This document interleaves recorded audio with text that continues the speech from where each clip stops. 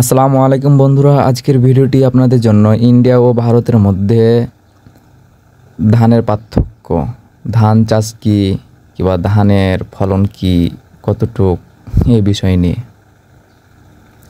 আমি এখন অলরেডি বাংলাদেশ পেরিয়ে ইন্ডিয়ার মধ্যে। এই যে আপনারা আইলটা দেখতেছেন, এই আইলটা হচ্ছে বাংলাদেশ ও ভারতের মধ্যখানে। যে ডান দিকে যেটা দেখাচ্ছি ওটা আমাদের ইন্ডিয়ার, বাম দিকেরটা হচ্ছে বাংলাদেশ। এই যে ধানগুলো দেখতেছেন একসাথে লাগাইছি আমরা, একসাথে লাগার পর ওদের ধানগুলো দেখেন কত সুন্দর করে শীষ ফুটছে, আর আমাদের এগুলো কি বল জাস্ট দেখাচ্ছে। আমাদের ধানের করতে ইন্ডিয়া ধানগুলো অনেক পাতলা এবং অনেক চিকন। এই দেখছেন গোড়াটা দেখতেছেন অনেক চিকন, আর আমাদের বাংলাদেশের গুলাই এই যে দেখেন অনেক মোটা, অনেকগুলো ছাড়ছে। তারপরও কিন্তু আমাদের বাংলাদেশের চাইতে ইন্ডিয়ার যে ধানগুলার ফলন অনেক বেশি।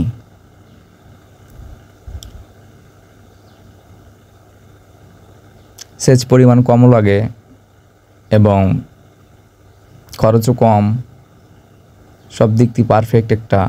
দেখছেন শীষগুলো অনেক বড় বড়, ফলন অনেক বেশি দেয়।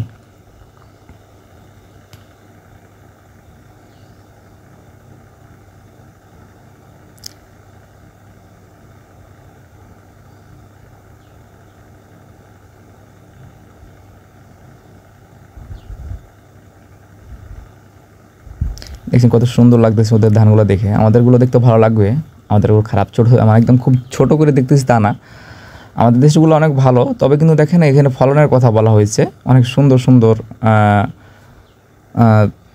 ধান, আবার আমাদের সুন্দর করে ওরা গুছিয়ে গাছিয়ে করতেছে। কিন্তু আমাদের এটা পরিপাটিভাবে আমরা করতেছি না, কেউ আমরা করতে পারতেছি না। আমি এখন অলরেডি ইন্ডিয়ার মধ্যে হাঁটতেছি, ইন্ডিয়ার মধ্যে যাচ্ছি, দেখি কতটুক যাওয়া যায়। আবার পুলিশে এসে আবার তাড়া দেয় নাকি, ভয়ও লাগতেছে। তারপরে দেখি কতটুকু কী করাই আপনাদের জন্য। এই যেগুলো দেখতেছেন আপনার সামনে, এগুলো সবগুলো ইন্ডিয়ার মধ্যে আমি বর্তমানে ইন্ডিয়াতে যে ধান দেখেন কত সুন্দর করে বাতাসে দোল খাচ্ছে, ধানগুলো অনেক সুন্দর। আমাদের বাংলাদেশে তো অনেক সুন্দর, ফসল অনেক বেশি, মানে ফলন বেশি দেয়। আপনাদের জুম করে দেখাই ইন্ডিয়াটা, আপনার দেখতে একটু সুবিধা হবে।